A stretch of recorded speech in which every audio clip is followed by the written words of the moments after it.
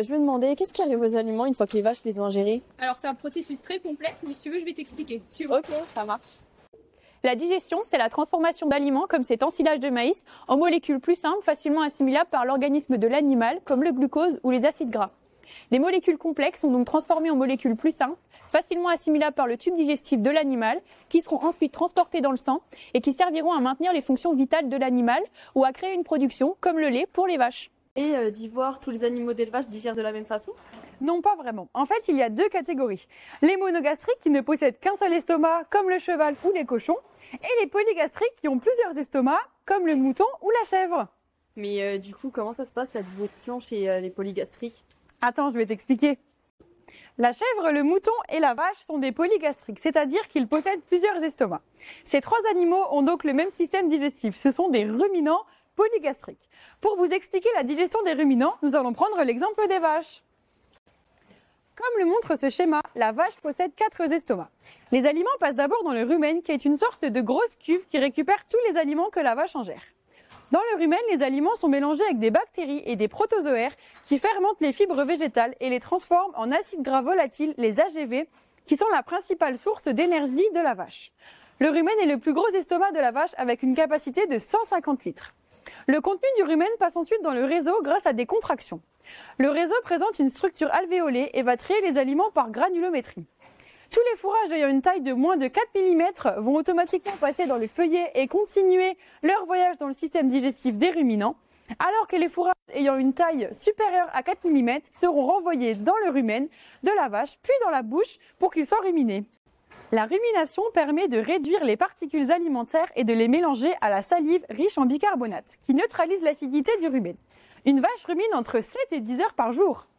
Après le réseau se trouve le feuillet. Le feuillet est composé de plein de petites feuilles et il va exercer une fermentation supplémentaire, mais surtout, il réabsorbe l'eau contenue dans les aliments. Le contenu digestif arrive enfin dans la caillette, le 4e et dernier estomac de la vache. La caillette contient des enzymes digestives et de l'acide chlorhydrique qui décomposent les protéines et les graisses, digèrent les particules alimentaires résiduelles de la fermentation bactérienne, mais également les protozoaires. Une fois passé dans les 4 estomacs, le flux digestif se dirige vers les intestins. Les nutriments finement décomposés passent dans l'intestin grêle où les sucs pancréatiques et biliaires complètent la digestion et les nutriments issus de la digestion microbienne, comme les AGV, seront absorbés.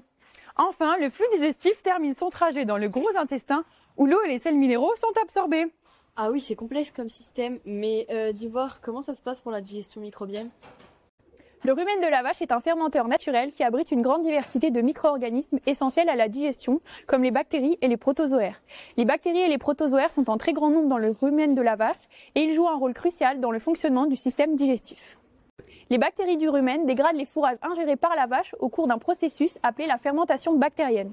Elles transforment les fibres végétales complexes comme la cellulose en molécules plus simples, notamment des acides gras volatiles, des gaz et des protéines microbiennes riches en azote. Ces protéines, une fois digérées et absorbées dans l'intestin, fournissent des nutriments essentiels à la vache pour produire du lait et de la viande. Les protozoaires, des micro-organismes unicellulaires, participent également à la digestion en ingérant des particules alimentaires et des bactéries, ce qui contribue à réguler la population bactérielle dans le rumen. Ils digèrent également des glucides, des protéines et des lipides et ils stockent des substrats comme l'amidon et les acides gras saturés. Le rumen offre des conditions idéales pour la fermentation microbienne, notamment grâce à un pH légèrement acide dû à l'activité fermentaire. Cet équilibre permet aux micro-organismes de maximiser l'efficacité de la dégradation des aliments. Ainsi, grâce à la collaboration entre les bactéries et les protozoaires, le rumen transforme des aliments en nutriments essentiels assimilables par la vache. Ah oui, et moi j'ai des poules, donc j'ai appris comment elles digèrent, donc si tu veux, je peux t'expliquer. Ouais, je veux bien. La poule, elle, a un système digestif particulier car elle est granivore. Cela veut dire qu'elle mange exclusivement des graines. La poule commence donc par picorer les graines avec son bec. Une fois les graines picorées, elle passe dans l'œsophage pour se rendre dans le jabot. C'est là que va commencer la digestion grâce à des enzymes digestives. Une fois passées dans le jabot, les graines se rendent dans le proventricule. Le proventricule est comme l'estomac chimique humain, mais chez la poule. Il est composé de pepsine, une enzyme qui dégrade les graines. Il fait donc de la digestion enzymatique. Les graines se rendent ensuite dans le gésier, un estomac spécifique aux volailles qui est très musculeux. On y retrouve des petits cailloux ingérés par la poule qui permettent à la poule de concasser les graines qu'elles ingèrent. Les muscles du gésier vont le faire se contracter.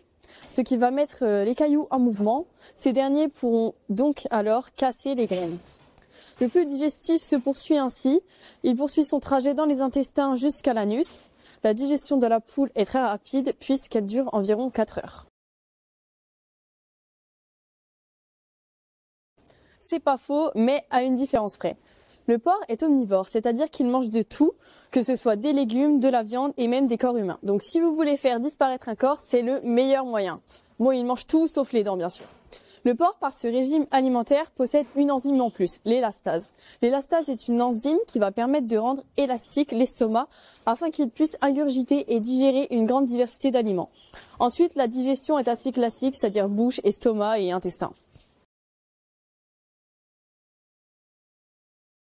Le cheval est un herbivore monogastrique. Il ne possède qu'un estomac. La digestion chez les chevaux n'est pas très complexe et elle est assez similaire à la nôtre. Il y a cependant quelques différences. Le bol alimentaire est d'abord préparé dans la bouche par la mastication et la salivation avant de rejoindre l'œsophage. Ce dernier permet la progression du bol alimentaire de la cavité buccale jusqu'à l'estomac. L'entrée de l'estomac correspond au cardia, qui joue un rôle de sphincter.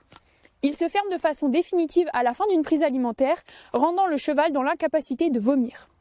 Ainsi, le contenu de l'estomac ne peut pas remonter dans l'œsophage pour être régurgité.